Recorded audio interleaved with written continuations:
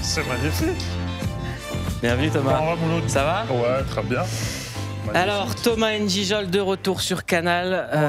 Le spectacle L'œil du tigre diffusé demain à 21h. Ouais. Sur la présentation, on a entendu un classique, Snoop Dogg et Dre, Nothing But a G-Thing. Et c'est un morceau choisi par Gina Jiménez, ta belle-fille qui l'a choisi. On l'écoute en parler. Oh. Salut Click. Alors pour moi, si Thomas était une chanson, ce serait Nothing But a G-Thing de Snoop et de Dr. Dre. Belle surprise, ouais. Ça me représente. Enfin, ça me représente. Oui, ça me représente. C'est ma vie, c'est ma jeunesse, c'est ma vie d'adulte. C'est.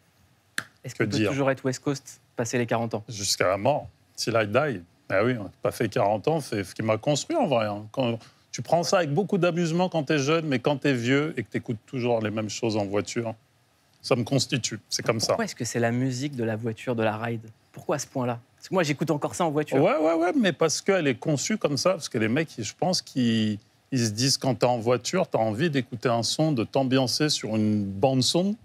Et les mecs, ils construisent leur musique comme ça. C'est un état d'esprit, c'est une façon de vivre. Aujourd'hui, Snoop Dogg est la personne la plus connue dans le monde. C'est le visage le plus connu dans le monde entier. Ouais. Il a reçu une étoile sur Hollywood Boulevard. Mérité, et il a dit une phrase incroyable. Il a dit « Je tiens à remercier moi ». Ouais. Est-ce que ça te parle? Complètement. Parce que c'est vrai qu'on a tendance, des fois, pas se dévaluer, mais minimiser les choses qu'on fait. Et c'est vrai que c'est d'autant mieux dit là que je regardais le parcours, entre guillemets, avec plein d'humilité, mais c'est vrai que tu te dis « Waouh !» En fait, on a fait des choses. Alors, Snoop, lui, c'est mondial, c'est incroyable, mais c'est vrai qu'on a fait des choses et on a tendance à oublier toutes les petites choses qu'on a parsemées, en fait. Snoop tu Dogg, vois. il dit « je », toi, tu dis « on ». Est-ce que toi, tu peux dire « je » ? Oui, je pourrais le dire, mais j'aime bien dire « on » parce que je t'implique aussi.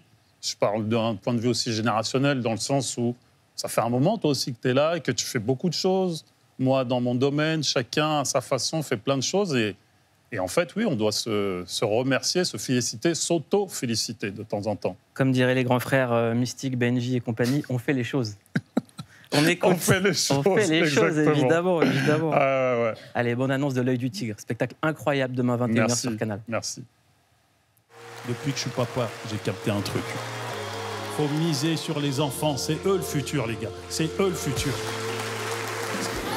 Oui, bon, boucle-là à un moment aussi.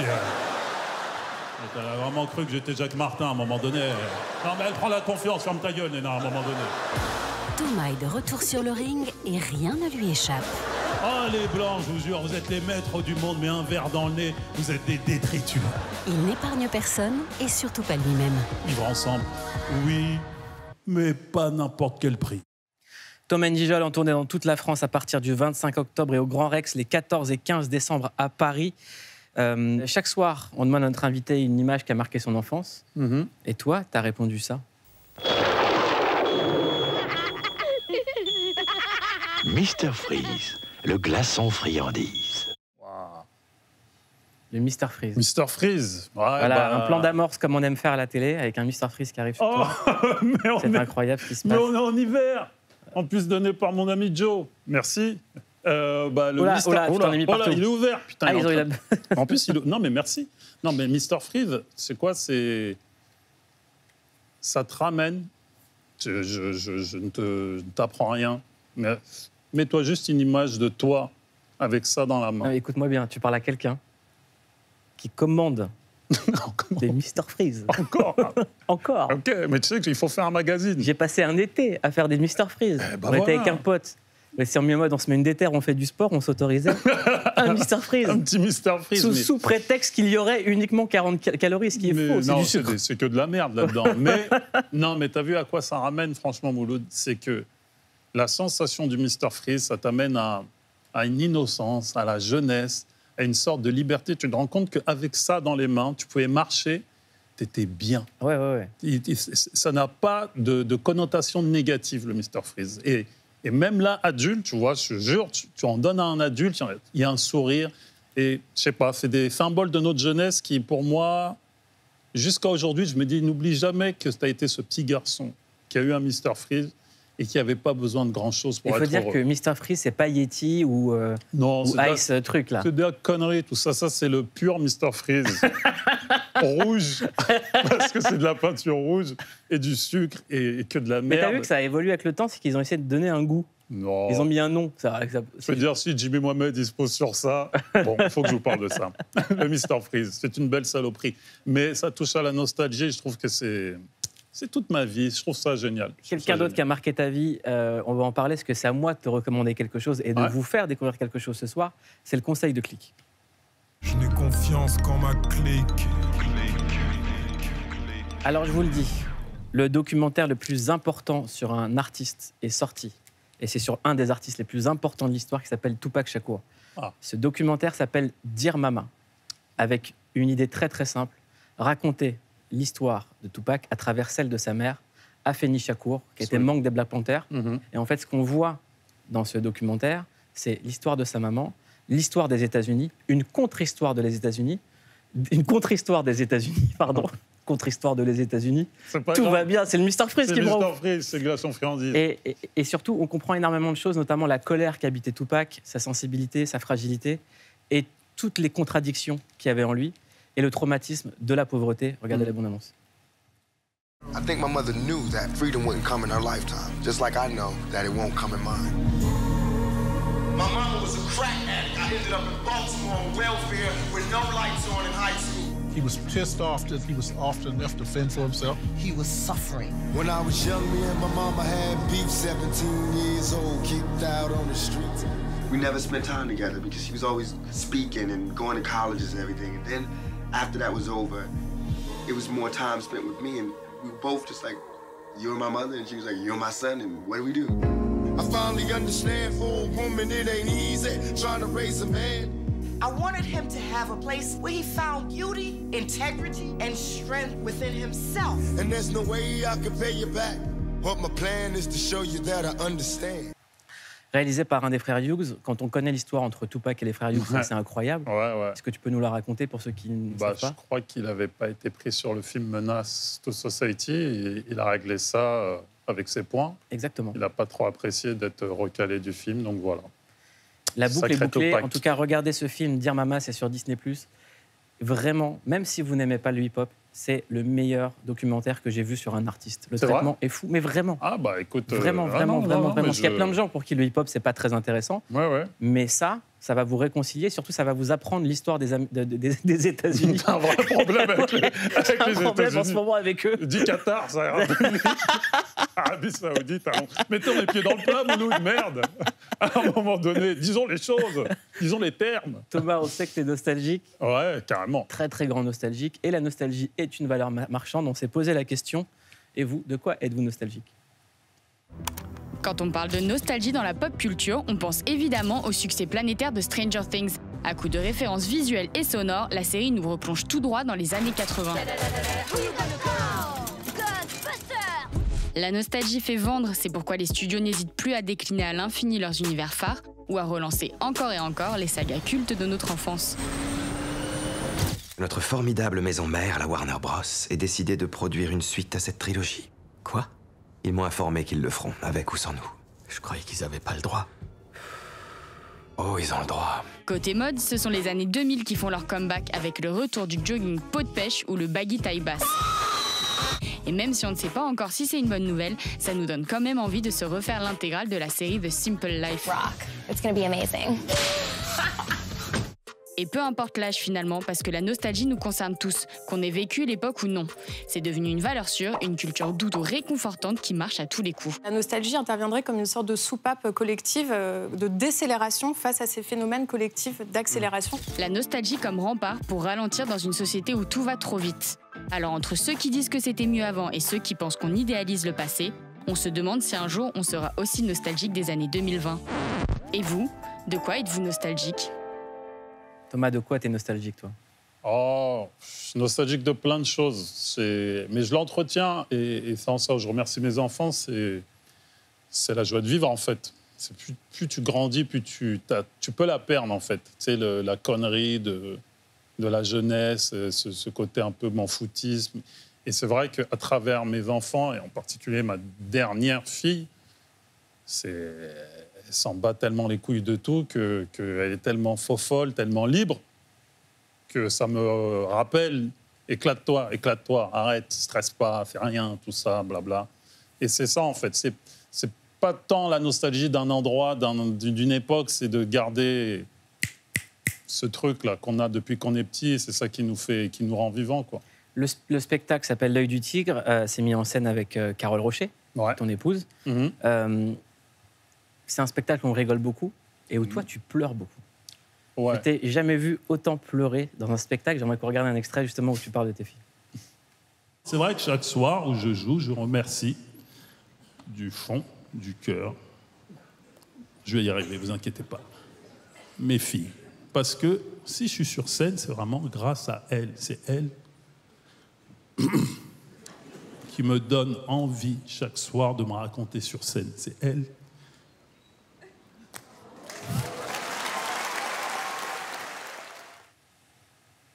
Tu vas me faire rechialer, t'es con, toi. On est là pour ça. Non, mais bon, en même temps, c'est la vie. Hein. Un spectacle, c'est... Enfin, surtout pour moi, aujourd'hui, c'est des moments particuliers, c'est comique. Rire, on sait le faire, on passe notre temps à ça, mais la dimension... La dimension... Bref. J'ai de la chance. Voilà. T'as de la chance d'avoir quoi? Tout ce que tu as montré, là, tu vois. Surtout aujourd'hui, tu vois, c'est... Quand tu sais ce qui se passe dans le monde et tout, et que tu sais quand tu rentres chez toi, bah... Tu vois. On va pas dire qu'on s'en bat les couilles du reste, mais bon. T'as toujours de l'espoir, on va dire. Voilà. On t'a connu en collectif, on a l'impression que maintenant, c'est ça, ta troupe. Oui, c'est ça, et bien plus encore. Après, il y a plein d'aventures humaines, il y a plein d'aventures professionnelles, il y a plein de... J'ai évidemment ma vie de famille aujourd'hui, la famille que j'ai construite, ma famille de sang, elle est toujours là, mais la famille que j'ai construite, c'est la famille voilà, du cœur, des choix, de plein de choses. Donc ça, c'est essentiel. Après, les aventures professionnelles, elles sont géniales aussi. Je travaille avec des gens qui m'amènent autre part, qui me font découvrir plein de choses.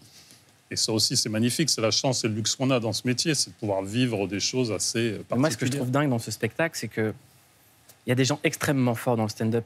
Il y a une génération nouvelle génération qui est extrêmement forte, avec un niveau d'écriture impressionnant. Je pense à des Roman Fressinet, des gens comme ça. Toi, on a l'impression que tu as passé le mode ultra instinct. Pour moi, il y a deux humoristes qui l'ont passé, ce mode. C'est-à-dire que Ultra Instinct, c'est dans Dragon Ball Z, quand Sangoku ne retient pas ses coups. Ouais. C'est-à-dire qu'il n'est plus là pour se battre, mais il se déplace. Il y a Mustapha El Atrassi et toi. C'est-à-dire que l'émotion est là au même titre que le rire. Ouais, non, mais moi, c'est... En fait, à un moment donné, comme je te le disais, être drôle, pas dire qu'on sait le faire, mais je l'ai expérimenté, j'ai kiffé. Mais moi, en fait, maintenant, ce qui m'intéresse quand c'est sur scène, c'est de passer un moment avec les gens, d'être 100% moi. Si je suis pas moi, quel est l'intérêt? Et c'est vrai que... Enfin, je n'aurais pas à le dire ou pas, mais j'écris pas mes spectacles, moi. J'écris pas. Non, j'écris pas les spectacles. J'ai écrit que quand au moment je les dépose à la SACEM, pour de vrai. Avant, je les écris pas, j'écris des mots. Je dis, t'as envie de parler de ça? Parle, exprime-toi. Sois pas enfermé dans un texte, dans une virgule, dans une punchline. Vis le truc, tu vois. C'est comme le jeu. T'as envie de jouer ça, tu sais que tu dois jouer ça à ce moment-là. Et après, tu y vas. Tu fourres, tu fais des fautes de français, mais tu vis, quoi. C'est le seul intérêt d'être sur scène. Si c'est pour faire le spectacle carré, machin, tac, noir, sale, je m'en bats les couilles de ça. Moi, j'ai envie de vibrer. Et c'est pour ça que je suis heureux d'être sur scène. C'est comme ça que j'ai envie de remonter sur scène. Sinon, j'aurais déjà arrêté. Il a été écrit quand, ce spectacle? Il a été écrit en Corse. Il a été écrit il y a 2 ans en Corse. Quand, pas où? Ouais, pardon. Excuse-moi, je ne comprends plus le français. C'était il y a 2-3 ans. Ouais, 2-3 ans. Ouais. J'aimerais qu'on regarde un extrait d'un spectacle écrit il y a 2-3 ans qui résonne très fortement avec l'actualité d'il y a 2-3 jours. Ouais. Sur la place de la République, comme vous le savez, il y a toujours des manifs. Je suis parti naïvement, je suis sorti du métro, je suis tombé en plein milieu d'une manifestation pour la Palestine. J'étais comme vous, tu vois, dès que tu dis Palestine, les anus, ils serrent, ils disent, oh, Non, mais je sais, hein, j'étais vraiment comme vous, malais, je te jure. En plus, il y a un mec qui m'a reconnu direct quand je suis sorti du métro, il était là. Ah, Njijol, c'est bien que tu sois là, toi, t'es un vrai, t'es... Fous-moi la paix! Ah, j'étais pas bien, et puis sincèrement, qu'est-ce que tu veux que je fasse pour la Palestine? Franchement, qu'est-ce que tu veux que je fasse? C'est ça la vérité. Je peux rien faire pour la Palestine, à part mettre un peu plus ma carrière en danger. Le jour où je milite pour la Palestine, c'est qu'avant moi, Omar Sy s'est positionné. Ah, mais je vous le dis, les fous, Omar Sy, c'est notre protecteur dans le showbiz, hein. Mais on est trop fragiles, les gars. Vous êtes malades ou quoi? Dès qu'il y a un drame, là, une injustice qui nous concerne, on voit tous dans le showbiz. Mais on ferme nos gueules. Des putains de baltringues, je te le dis. Et discrètement, on va sur le compte Twitter d'Omar Sy. Tout est dit. Voilà, malheureusement ou heureusement, ou il faut en rire de toute façon. Et c'est un constat que j'ai fait d'ailleurs, encore là, malheureusement, comme toi tu as pu le faire, c'est que dès qu'il se passe des choses, on se dirige vers des personnalités comme Omar Sy, comme Kylian Mbappé aussi, tu vois, on leur demande leur avis, alors que les mecs, tu vois, ils font leur vie, quoi, tu vois. Mais aujourd'hui, c'est vrai qu'on a tendance à dévaloriser, enfin, je sais pas comment... En fait, se taire, ça ne veut pas dire qu'on n'a pas d'émotion, en fait. Tu vois, le silence, aujourd'hui, il est aussi précieux que de réagir comme ça, de prendre position. Surtout aujourd'hui, avec ce qu'on traverse, je pense qu'il faut prendre le temps de se taire, de respecter déjà les morts, parce qu'il y a une période même de deuil, de tout ce qui se passe là, il faut respecter. Et puis, les émotions de Mouloud Achour ne sont pas forcément celles de Thomas Njijol, et ça se respecte réciproquement. Et quoi qu'il en soit, ces gens-là, entre guillemets, là je cite Omar fait son métier de comédien, il le fait très bien. Il a très bien dit dans une autre interview à être pris en otage pour telle ou telle chose. Pareil pour un Kylian Mbappé. C'est qu'on dirait qu'à chaque fois, quand tu es un peu d'origine, malheureusement, étrangère, il y a un espèce de payback à la France, en fait, que tu dois payer, quoi. Tu dis, écoute, on est bien gentil, maintenant tu vas montrer ton attachement, ton niveau de colère par rapport à des choses. Mais on est des avant français, ce que tu veux, on est des humains, on a des émotions, chacun, et puis on a un terrain commun qui s'appelle l'humanité. Et quand quelqu'un est blessé, quand quelqu'un souffre, si tu es normalement constitué, cette émotion, quelles que soient tes origines sociales, couleurs religieuses, elle doit être instinctive, et il n'y a pas à discuter de ça. Pourquoi est-ce que c'est pas audible en ce moment, ça? Parce que c'est vrai que c'est triste à dire, et c'est peut-être l'un des constats les plus violents de notre époque, c'est qu'il y a des artisans du mal, peut-être. Et c'est vrai que c'est violent de se dire ça, parce qu'on se lève le matin, comme je te dis, avec plein d'espoir, avec de la positivité, mais je trouve quand même fou que, surtout aujourd'hui, on a une responsabilité dans le sens, là, je suis sur ce plateau avec toi, ça serait très facile d'attiser la haine, de dire oui, mais ça... À un moment donné, là, on est arrivé au bout de la chaîne. C'est-à-dire que vraiment, au niveau du moment où le monde se trouve là en ce moment, il faut laisser place à l'humanité qu'on a en nous, en fait. Parce que si on laisse place à autre chose, on y va tout droit. Là, en fait, il faut parler, et ça paraît complètement bisounours de dire ça, et c'est ça qui est ultra malheureux, mais si on ne parle pas avec le cœur, avec du bon sens, parce que c'est ça aussi le problème, c'est que la moitié des mecs qui parlent, ils hurlent sur des plateaux télé ou quoi, il faut faire preuve juste de bon sens et de cœur et d'humanité. Point barre. Et si on réussit à ça, ce qui est un travail incroyable, parce que visiblement, certains se gargarisent du mal ou de choisir des camps, je ne sais pas quoi, bon, on va y aller tout droit. Mais je reste optimiste. Il faut. On n'a pas le choix. On n'a pas le choix. Et il le faut. On a des enfants, on a des choses à faire, on a des projets. Puis on est heureux de vivre, quoi, sans déconner. On ne va pas se morfondre à cause de tout ce qui se passe là en ce moment. C'est malheureux, il n'y a rien à dire sur ça. Mais à un moment donné, la seule solution, c'est d'essayer de voir plus loin, d'essayer de parler un peu avec le cœur. Quand je vois des fois des débats, ça me rend ouf. Moi, il n'y a qu'un mec, là, je suis suivi un peu... Sur France Inter, un politique, je veux dire. C'était De Villepin, qui a été brillant, en fait. J'ai vu De Villepin sur Inter un matin. Il était choqué, touché, mais il parlait en homme politique. Et ça fait du bien de voir un homme politique, pas un mec qui s'improvise, je ne sais pas trop quoi, qui parle par A plus B, qui dit les choses et qui les dit sans violence, sans haine, sans esprit de revanche et qui dit les choses objectivement. Et ça, c'est très important aujourd'hui. Il y a un personnage que tu as inventé dans Selon Thomas, qu'on croise tous en ce moment sur le réseau. C'est le militant des réseaux sociaux qui tweet sur son lit, superposé. On regarde. Je me dois de militer parce qu'aujourd'hui, le monde, il est dingue. Les gens s'en foutent, il y a des injustices. Et ce n'est pas pour moi une histoire de black. Les gens, ils me voient, je suis noir. Mais non, moi, un blanc, c'est un frère, un juif, un arabe, un hindou, chinois, tout. Je ne vois pas la différence. Mais je me dois, dans ma position de black, d'avoir cette recul qui permet de militer aussi. C'est... Voilà. Pardon, excusez-moi. Et... Allô? Ça suffit maintenant. Ça suffit maintenant. Arrête-moi avec tes histoires de militants, là. Hein? Et puis, c'est quoi ce truc? C'est quoi ça? C'est un reportage. Un reportage? Oui. Mais enfin, trouve du boulot. Tu crois que tes histoires-là, tes manifestations vont payer le loyer? Regarde-moi ça. 40 ans, sur ton lit superposé. Tu n'as pas honte? Alors que tes frères et sœurs sont tous dans des maisons avec leur famille. Raté. Tu vas finir clochard. C'est l'histoire de tous les mecs sur Twitter. Tous les mecs sur Twitter, ils sont à fond à tweeter des choses et tout. Il faut se construire, en fait. Mais c'est important. Franchement, ça me fait plaisir de revoir cet extrait. Ça fait longtemps que je ne l'avais pas vu. Mais c'est important de se construire. Parce que quand tu te construis, quelle que soit ta passion dans la vie, tu as du recul. Et c'est vrai que la moitié des gens, en tout cas dans notre société française, qui parlent beaucoup, je pense qu'ils sont désespérés eux-mêmes à la base. Dans leur vie, il y a un truc qui cloche. Et ils se permettent, à travers des causes, de parler, machin. Je dis, frère, dors un peu. Pense à toi.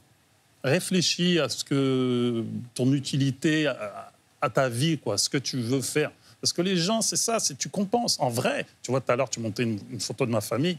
J'ai pas le temps, Mouloud. J'ai pas le temps pour de vrai.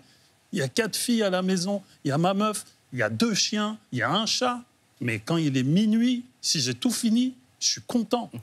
Tu crois que j'ai le temps d'aller sur Twitter, machin? Ah ouais, non, ah ouais, la polémique.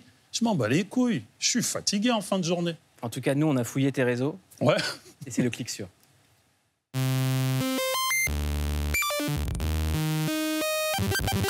On a cliqué sur vous, Thomas N'Gijol. Thomas, bienvenue, et Bagen Guijol 5, fils de Gilbert Guijol, ainsi que de Crescence Gonanga. Et on a vu votre amour du foot et vos aptitudes en dribble. Ah, c'est plus Thomas, mais N'Gijolinho. Encore un jeune joueur, mais qui a tout le potentiel pour être au haut niveau. Vous aimez tous les sports et les sportifs, mais l'inverse n'est pas forcément vrai. Voilà. Attends, frère. Quand on clique sur vous, impossible de passer à côté de votre tribu. Et cette tribu, vous travaillez avec elle, notamment pour le film Fraté, ou votre spectacle L'œil du tigre. Non, on est une famille très zen. Par contre, ça commence à se voir que vous les payez mal. Regardez les chaussettes de votre belle-fille. On va parler des pinces. Sur vos réseaux, on voit direct votre côté papa poule, qui propose des activités à ses enfants. Activités qui deviennent extrêmes. It was at this moment that he knew he fucked up. Qui incite ses enfants à faire de la musique, même si on n'est pas encore sur du Sofiane Pamar. Et en même temps, la musique, c'est de famille. Vous savez aussi mettre en valeur les réalisations de vos enfants. Gâteau de Gina. Alors...